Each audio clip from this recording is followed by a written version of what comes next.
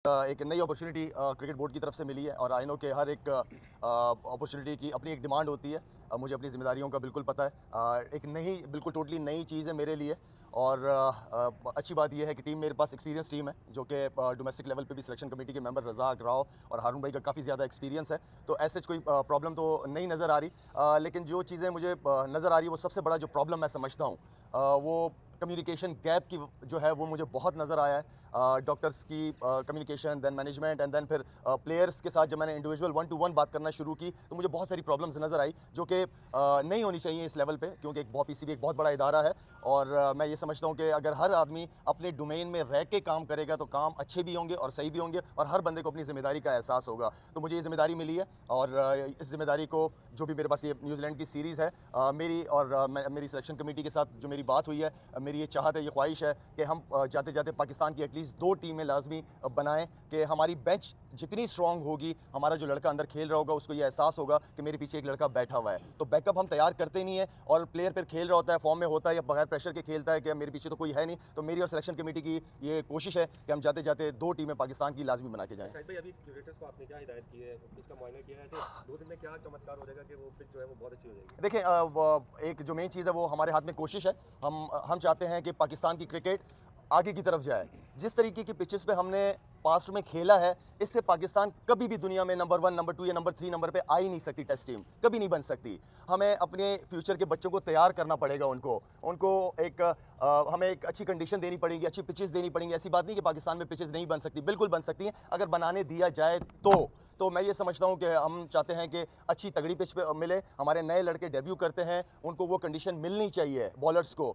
अब अगर देखा जाए तो 40-40, 50-50, इवन के 60-60, 70-70 ओवर कर रहे हैं स्पिनर्स, उनकी उंगलियां खत्म हो जाएंगी। फास्ट बॉलर है वो ऐसी पिचों पे जब जान लगाएंगे उनकी इंजरीज होना शुरू हो जाएंगी। हमने अपने फ्यूचर को देखते हुए हम समझते हैं कि अच्छी पिचेस पे हो ताकि हमारे प्लेयर जब पाकिस्तान से बाहर जाएं खेलने के लिए तो उन्हें प्रॉब्लम ना हो। साउथ अफ्रीका, इंग्लैंड, ऑस्ट्रेलिया जैसी पिचेस पे हमें प्रॉब्लम ना हो।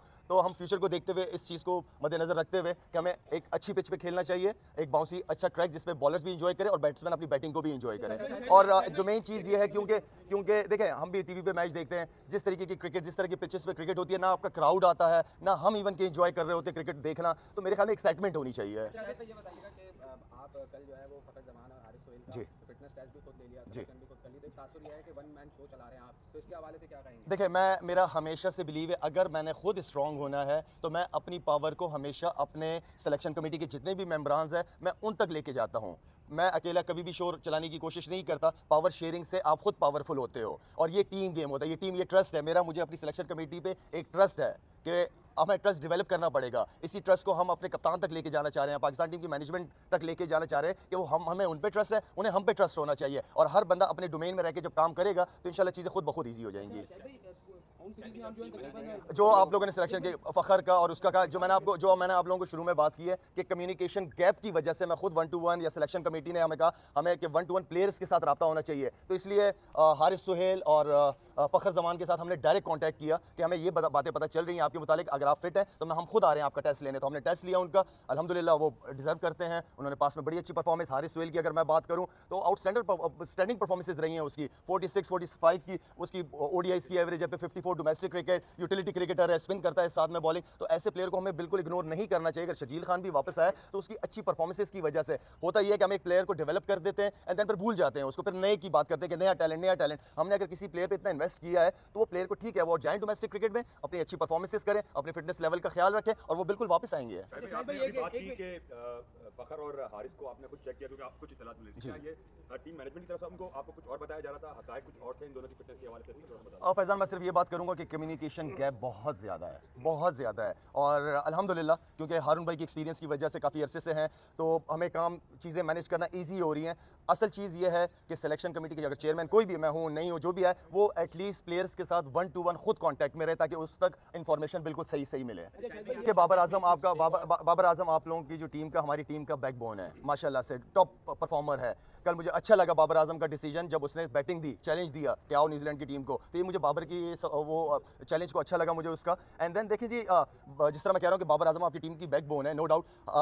हम चाहते हैं एज सिलेक्शन कमेटी कि हम बाबर के शोल्डर बने, साथ में हम बाबर को सपोर्ट करना चाहते हैं ताकि वो उसका जो टेंशन है, कल बाबर को मैं मीडिया टॉक जो हो रही थी मैं सुन रहा था उसने बहुत अच्छी बात की है कि हमें नहीं पता कि बाहर क्या हो रहा है, हम अपने क्रिकेट पे फोकस कर रहे हैं। तो बाबर को इसी तरीके से ही क्रिकेट पे ही फोकस करना चाहिए। हम सारी जो सिलेक्शन कमेटी है उसको सपोर्ट करने के लिए, उसको अच्छा कॉम्बिनेशन बनाने के लिए, ताकि वो ग्राउंड में कॉन्फिडेंट फील करे। नहीं ऐसे कुछ नहीं, क्योंकि हमारे लिए ये सीरीज़ बहुत इंपॉर्टेंट है, ये वाली जिम्मेदारी यहाँ तक का रोल मिला है, तो इसी पे हम फोकस किए हुए हैं। और जहाँ तक देखें, मैं जिस कुर्सी पे बैठा हूँ, मैं ये समझता हूँ अगर मैं यहाँ पे इंसाफ नहीं कर पाया तो मैं ज़्यादती करूँगा। ये जगह इंसाफ की है, हमें मेरिट के ऊपर लड़कों को चांस देना चाहिए, और ख़ास तौर पे इंसाफ मैं ये समझता हूँ कि ग्रास रूट लेवल पे बहुत इंपॉर्टेंट है। बहुत ऐसे टैलेंटेड बच्चे हैं जो ज़ाया हो जाते हैं, जिनकी परफॉर्मेंसेस कम होती हैं वो टीम में होते हैं, जिनकी अच्छी परफॉर्मेंसेस होती हैं वो साइड पे हो जाते हैं। तो मैं अपने होते हुए ये चीज़ तो बिल्कुल भी नहीं होने दूंगा इंशाल्लाह। और बाकी है कि कल हम और हेड कोच एंड देन कप्तान कल आएंगे, ग्राउंड आएंगे, पिच देखेंगे, सारी चीज़, एंड देन फिर उसके बाद हम टीम डिस्कस करेंगे। हटाना नहीं हटाना ये मेरे सिलेक्शन कमेटी के हाथ में नहीं है, चेयरमैन के डिसीजंस होते हैं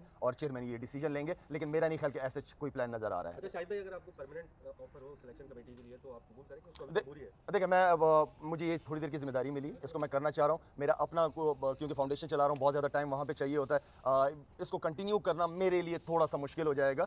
ये एक वक्ती जॉब है, इसको हम पूरी टीम ने एक नियति और ईमानदारी के साथ करना चाह रहे हैं। किसने, रमीज़ भाई ने क्या कहा, दूसरे ने क्या कहा, तीसरे ने क्या कहा, मेरे ख्याल में मैं अगर अपने ही दायरे में रह के काम को करूं और उसका रिजल्ट दूं, अल्हम्दुलिल्लाह अल्लाह ने मुझे इतना बड़ा दिल दिया हुआ है, अगर मैं कोई गलती करता हूं तो उसकी मानने की हिम्मत है मेरे अंदर, इतनी ताकत है कि मैं फरिश्ता तो हूं नहीं, इंसान हूं, गलतियां हर एक से होती हैं, तो वो गलती की ताकत, उसको कबूल करने की ताकत मेरे अंदर है। आखिरी सवाल ये कि जो मैं ब्लेम गेम नहीं खेलता, मेरी आदत नहीं है किसी पे इल्ज़ाम लगाने की। 11 जो बनेगी टेस्ट मैच की, इन्हीं प्रोबेबिलिटी से बनेगी या कुछ बाहर से प्लेयर आएगा?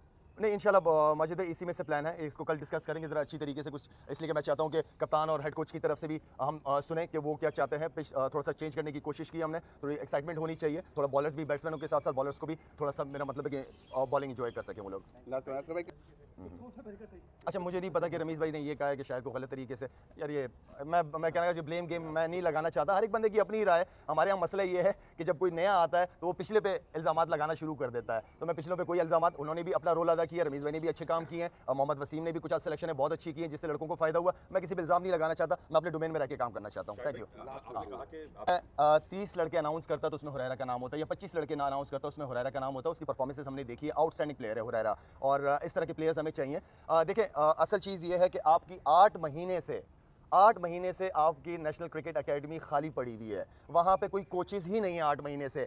हमने जो स्टेप लिया, मैंने आती स्टेप जो लिया वो ये था कि जो बच्चे जिन्होंने टॉप परफॉर्मेंसेज अंडर 19 की दी है वो आके प्लेयर्स के साथ ड्रेसिंग रूम शेयर करे, उससे फ़ायदा होगा, उन बच्चों की ग्रूमिंग अच्छी होगी। अब वो 3 बच्चे वापस जाएंगे, दूसरे 3 बच्चे जिन्होंने फर्स्ट क्लास क्रिकेट के अंदर अच्छी परफॉर्मेंसेज दी हैं, इसलिए कि अकेडमियाँ बंद है आपकी, वो बच्चे किधर, उनकी ग्रूमिंग कहाँ होगी? तो ये जो रोल मॉडल्स के साथ ड्रेसिंग रूम वो शेयर करेंगे, उन्हें बहुत कुछ सीखने का मौका मिलेगा। हम इंशाल्लाह जो under 19 and then first class जो क्रिकेटर जिन्होंने अच्छी परफॉर्मेंस, सिर्फ 1 साल की नहीं 2-3 साल से जो कंटिन्यू परफॉर्मेंसेज दे रहे हैं, उनका अलग से क्रिकेट एकेडमी के अंदर कैंप लगेगा, उनका ख्याल रखा जाएगा, उनकी ग्रूमिंग होगी वहाँ पे, जो कि सबसे इंपॉर्टेंट है। क्रिकेट एकेडमियाँ बनती इसलिए कि वो बिजी रहे, वहाँ बच्चों का ख्याल रखा जाए, कोचेज़ हों, अच्छे सीनियर कोचेज़ हों, ताकि उनकी अच्छी कोचिंग हो सके। बिल्कुल हो सकती है, क्यों नहीं हो सकती? जो लड़का अच्छा परफॉर्म कर रहा है इंशाल्लाह उन सारे प्लेयरों को इंशाल्लाह हमारी कोशिश है कि चांस।